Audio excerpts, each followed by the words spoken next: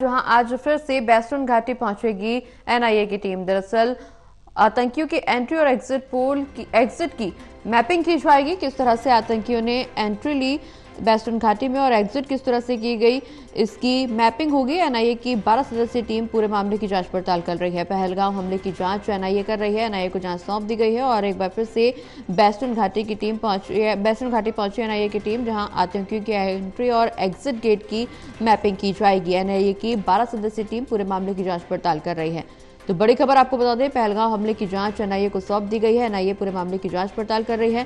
Western घाटी पहुंची NIA की टीम और इस दौरान आतंकियों की एंट्री और एग्जिट को लेकर के मैपिंग भी एनआईए की तरफ से की जाएगी।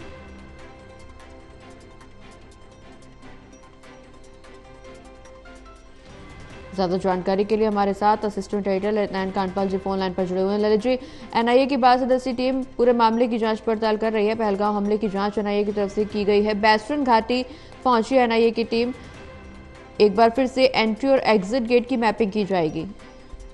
जी बिल्कुल, आज एनआईए की टीम जो है एक बार फिर से बेस्टर्न घाटी पहुंची है और ये बेस्टर्न घाटी वही जगह है जहां पर ये एक तरह से घटना स्थल भी है, जहां पर आतंकवादियों ने जो है 26 निर्दोष लोगों की जान ले ली थी।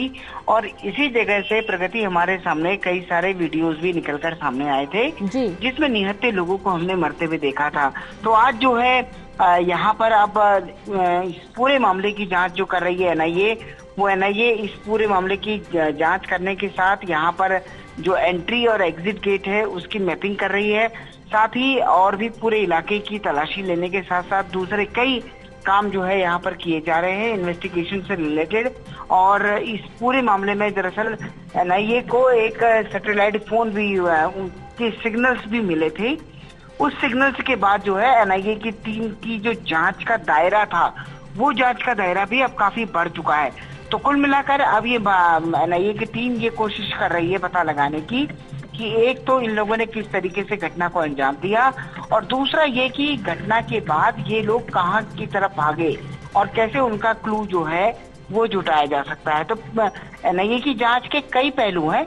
अब देखना ये होगा कि विशेष तौर पर जो है आज एनआईए को अपनी जांच में क्या कुछ मिलता है और क्या कुछ एनआईए अगर इसमें कुछ शेयर करती है तो फिर वो देखना होगा।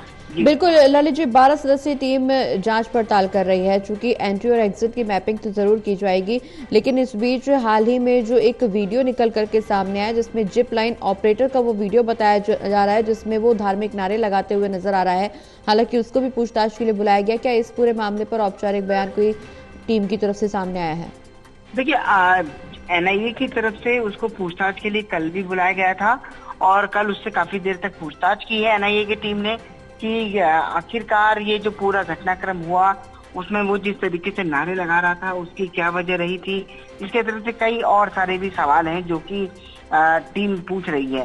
लेकिन सबसे महत्वपूर्ण बात यह है कि इस पहलू से जुड़े, इस केस से जुड़े हर शख्स की जो है बातचीत को, हर शख्स के पूछताछ की जा रही है जो भी इस मामले में कोई क्लू दे सकता है। अब देखना ये होगा कि जिप लाइन ऑपरेटर से क्या एनआईए को कोई क्लू मिलता है, जो ऐसा क्लू मिलता है जो इस पूरे मामले में उसकी जांच को आगे बढ़ा सकता है। तो ये एक सबसे महत्वपूर्ण सवाल है। अब देखना होगा कि एनआईए आने वाले दिनों में क्या कुछ शेयर करती है। जी बिल्कुल ललित जी, जिस तरह से एनआईए की तरफ से जिपलाइन ऑपरेटर से भी पूछताछ की गई, कहा यह भी जा रहा है कि चश्मदीदों से भी पूछताछ टीम कर रही है। सुरक्षा एजेंसियां लगातार वहां मौजूद चश्मदीदों से भी पूछताछ कर रहे हैं। घटना को जानने की कोशिश की जा रही है कि आखिर ये अचानक ऐसा क्या हुआ, किस तरह से आतंकी वहां बेस्टर्न घाटी में घुसे और इस वारदात को अंजाम दिया गया जिसमें 28 मासूमों को निशाना बनाया गया। क्योंकि देश भर में उबाल है और अब बैठकों का दौर भी लगातार जारी है, तो निश्चित रूप से इस बात की भी उम्मीद जताई जा रही है कि ये जो पूछताछ हो रही है उसमें कुछ बड़े खुलासे हो सकते हैं और सरकार की तरफ से भी अब लगातार कुछ ऐसे फैसले लिए जा सकते हैं जिससे देश में पल रहे उबाल को शांत किया जा सके। बिल्कुल, आपने सही कहा कि देखिए दरअसल लगातार एनआईए जुटी हुई है, वहीं दूसरी तरफ सेना का अपना सर्च अभियान चल रहा है। वहीं हम देख रहे हैं कि यहाँ दिल्ली में जो है बैठकों का दौर लगातार जारी है। खुद प्रधानमंत्री नरेंद्र मोदी कह चुके हैं कि वो अपनी तरफ से जो है उन्होंने सेना को पूरी छूट दे दी है। अब सेना को डिसाइड करना है कि वो टारगेट, टाइमिंग और जो ट्रेस करना है वो तीनों करने का काम जो है से ना करे। लेकिन इस बीच जो है एनआईए की महत्वपूर्ण भूमिका इसलिए भी है क्योंकि एनआईए जब इस मामले की जांच कर रही है तो इस जांच में एनआईए हर चीज के ऊपर काम कर रही है। आतंकियों के आने जाने से लेकर उनकी मूवमेंट, उनकी सिग्नल्स, उनके जिस तरह से हमारे पास जानकारी आई थी कि उनके हेलमेट्स पर वीडियो कैमरा लगा हुआ था, तो क्या उन वीडियो कैमरे से कोई सुराग मिल सकता है। तो कई सारे पहलुओं पर जो है एनआईए काम कर रही है। अब देखना होगा कि क्या क्या चीजें निकलकर सामने आती हैं, क्या कुछ ऐसी चीजें हैं जिनको वो शेयर कर सकती है।